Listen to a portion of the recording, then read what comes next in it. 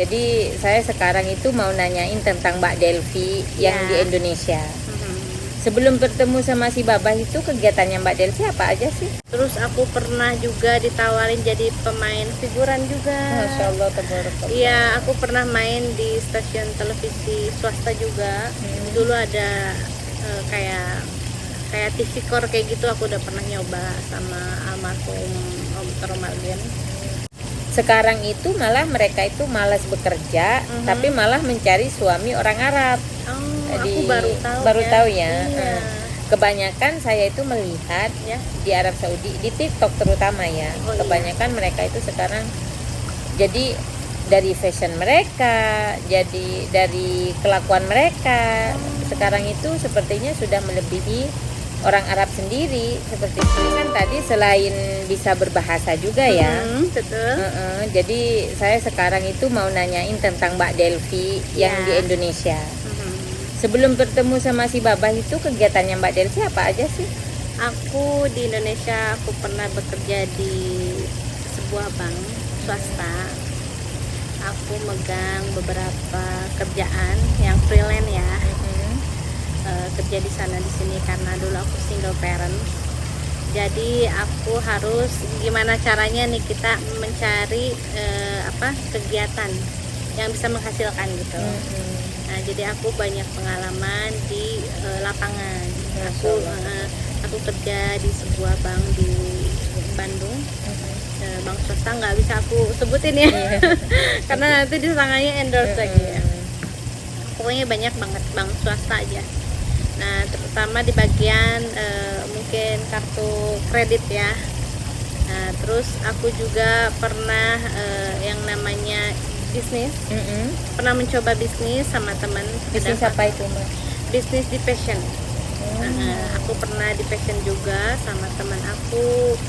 Terus aku pernah juga ditawarin jadi pemain figuran juga. Masya Allah, tabarakallah. Iya, aku pernah main di stasiun televisi swasta juga.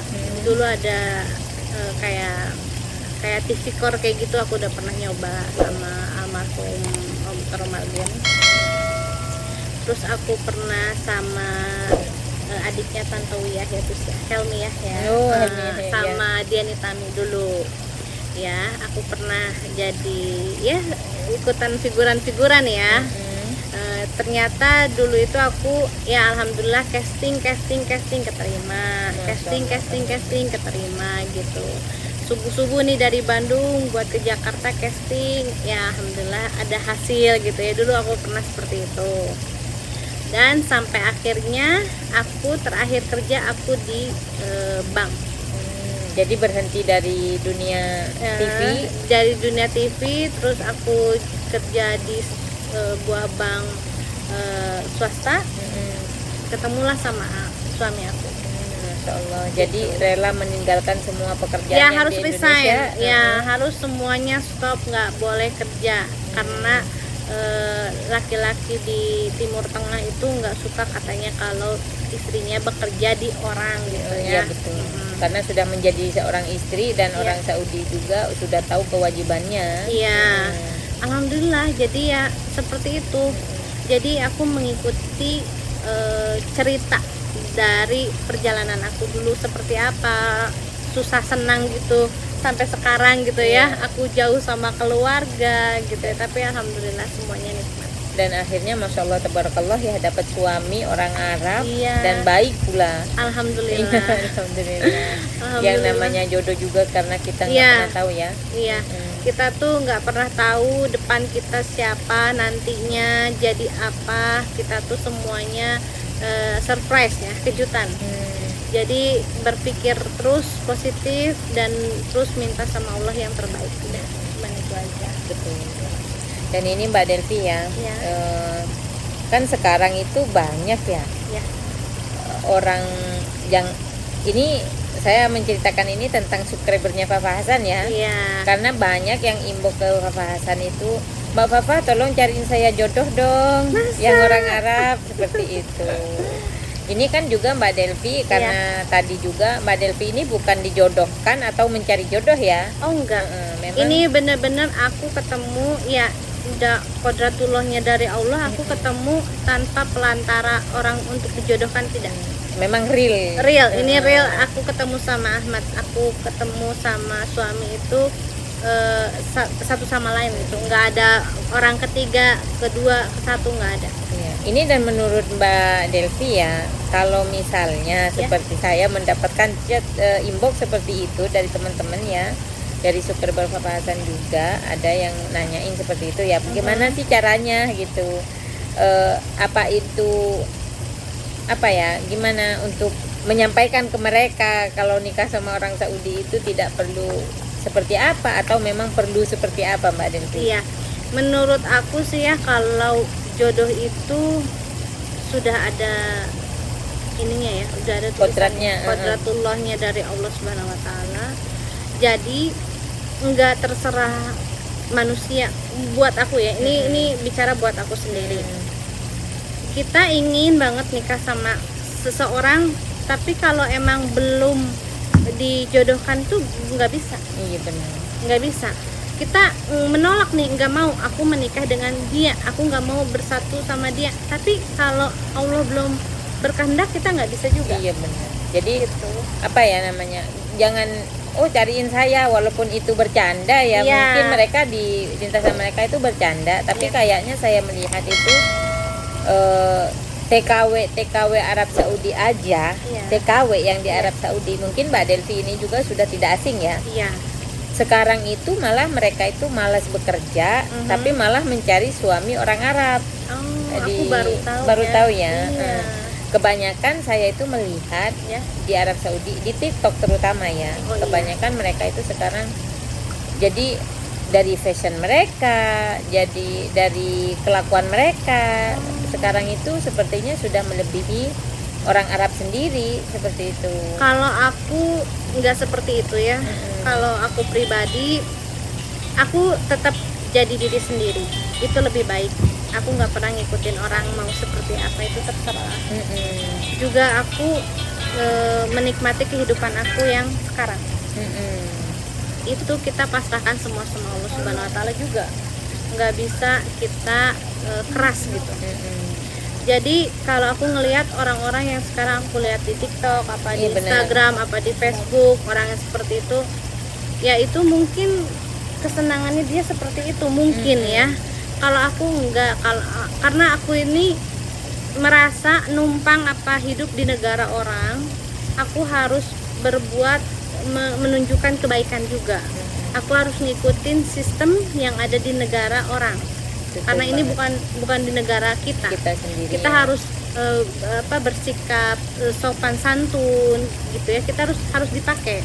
Intinya karena kita harus mengikuti apa sistem yang di sini, yang ada di negara orang. Karena kita kan ada di Timur Tengah, bukan di Barat gitu kan. Jadi aku ngikutin tata cara di sini karena aku nggak mau ada masalah sama masyarakat apa orang-orang di sekitarnya, merasa terganggu apa risih mungkin ya. Jadi aku ngikutin apa aturan di sini. Seperti apapun kita mempunyai ibarat harta ya, yang fasilitas oleh suami kita yang orang Arab kasih, ataupun kemungkinan ya maaf orang Pakistan kasih, kan kebanyakan sekarang fasilitas yang dikasih suami-suami mereka itu dijadikan tameng, dijadikan itu. Aku enggak, itu suami aja. Aku tetap jadi diri aku enggak ada siapa-siapa. Jadi mungkin secara itu secara pesan dari Mbak Delvi, mungkin lebih baik kita, kalau menurut aku satu pesan dari aku itu, jadilah contoh seperti ilmu padi. Semakin berisi dia semakin menunduk. Itulah yang selalu diterapkan di diri aku sendiri pribadi ya. Itu nasihat dari orang tua aku. Jadi di mana aku hidup, aku bisa hidup sama semua orang. Aku nggak pernah melihat suami, melihat siapa aku nggak pernah lihat. Karena yang pasti itu aku sendiri, dan jadilah diri sendiri. Itu jadi yang asli, natural gitu. Aku nggak pernah bawa-bawa suami. Padahal yang saya lihat ya di sini, saya kan udah ini silaturahmi ke kediamannya sendiri, udah tahu fasilitas suaminya, sudah tahu masuk ke rumahnya, ternyata Mbak Delvi ini fasilitasnya masya Allah tabarakallah dari suami. Alhamdulillah Dan ya. juga dikasih kebebasan, yang penting kamu taat kepada saya gitu ya Mbak Iya, Delvi ya, betul. syaratnya. Iya betul. Dan saya di akunnya Mbak Delvi juga, di WhatsAppnya atau intinya di statusnya Iya. ya. Saya juga nggak lihat Mbak Delvi itu pamer-pamer, Nggak. masya Allah tabarakallah. Aku nggak pernah yang namanya pamer apapun ria ya di depan orang gitu ya, karena aku lihat aku masih orang biasa. Dan lihatlah kalau yang berteman sama aku mungkin Iya. di WhatsApp pasti ada kata-kata masih ada langit di atas langit. Iya. Jadi kita bukan Jadi apa-apa. masya Allah ini orangnya sangat simple dan Aku juga tuh nggak suka ya, apalagi kalau ngomongin masalah harta, semuanya tuh pinjaman. iya, dan juga Pinjaman. nggak pamer loh sahabat ini Mbak Nggak, Delvi aku ini, nggak masya Allah suka. tabarakallah. nggak suka untuk berbicara hal-hal yang seperti itu, nggak, karena buat aku nggak ada nilainya gitu, nggak ada nilainya sama sekali. Semua di dunia ini semua kita dipinjamkan, udah betul. nggak ada yang abadi, Iya betul. semua pinjam, semua bergilir ya.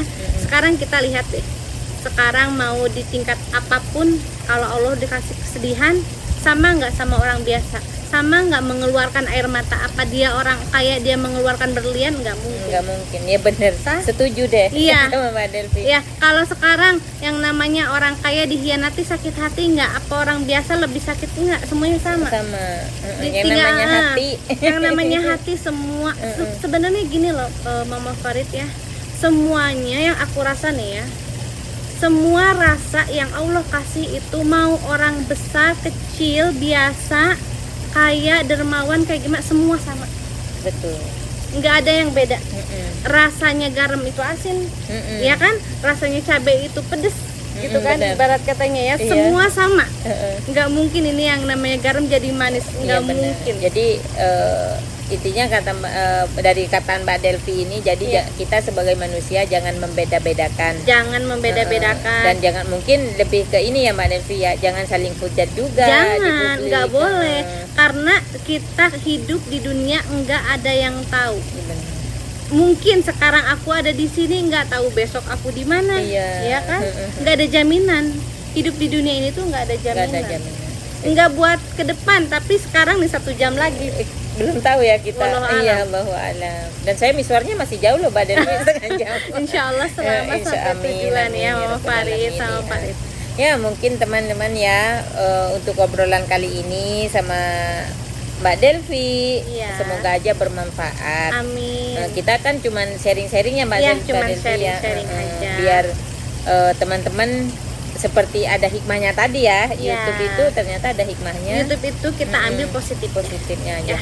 Dan kita mungkin bisa menyaring sama Mbak Delvi, Iya. jadi bisa tahu pengalaman kalau jodoh itu tidak akan kemana, nggak Tidak usah akan- dicari. nggak usah Heeh. dicari dan nggak usah takut ya.